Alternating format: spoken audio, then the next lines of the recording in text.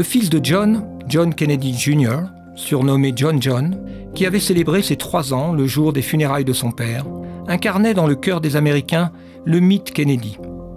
Son destin de futur président semblait donc tout tracé.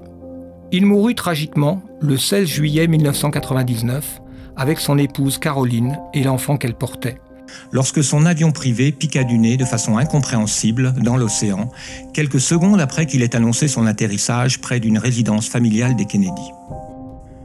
John Jr. était pour ainsi dire né avec la présidence Kennedy. Les Américains l'avaient vu grandir à la Maison-Blanche et s'étaient pris d'une immense affection pour lui, ce qui n'était d'ailleurs pas pour déplaire à son père. L'image de John Jr. saluant le cercueil de son père le jour même de son 3e anniversaire a cristallisé dans le cœur de nombreux Américains un espoir aussi irrationnel qu'irrépressible de le voir un jour reprendre le trône. Car dans l'imaginaire américain, les Kennedy représentent une famille royale et John Jr. le dernier héritier mâle de la dynastie. En 1995, John Jr. avait fondé le magazine politique George. Sous une apparence de superficialité, ce magazine abordait des sujets de politique profonde et montrait un penchant pour les thèses complotistes. Par exemple, en décembre 1996, George fut l'un des seuls magazines politiques à explorer les incohérences du rapport officiel sur l'explosion de l'avion TWA-800 en juillet 1996, juste après avoir quitté l'aéroport John F. Kennedy de New York. L'enquête du National Transportation Safety Board conclut à un accident alors que plus de 150 témoins déclaraient avoir vu un missile frapper l'avion.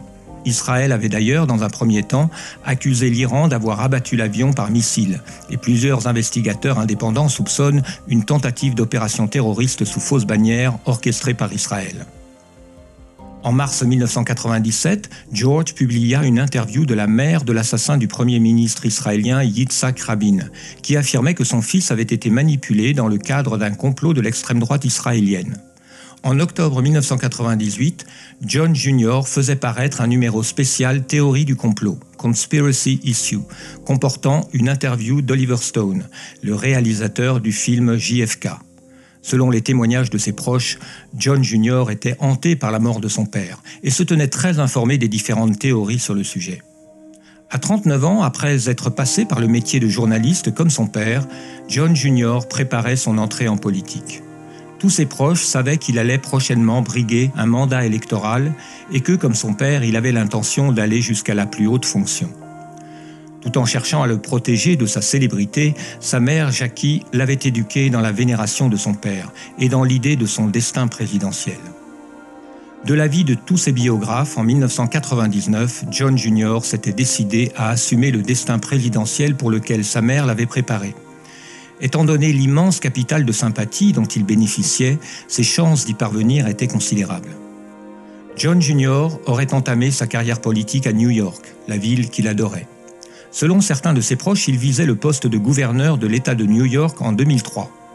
Selon d'autres, il avait en fait pris la décision de briguer le poste de sénateur de l'État de New York dès l'année 2000.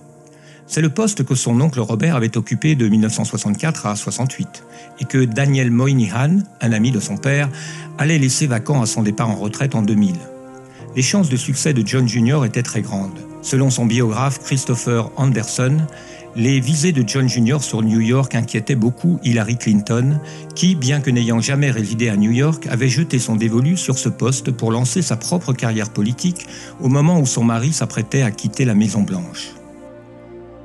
L'un des derniers numéros de George était d'ailleurs hostile à Hillary. Mais une fois John Jr. mort, Hillary remporta le siège.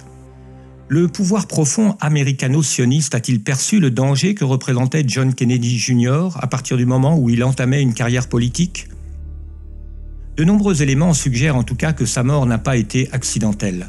Des témoins rapportent avoir vu ou entendu son avion exploser, et sa chute brutale est difficilement explicable par une erreur de pilotage, comme le prétend la conclusion de l'enquête officielle.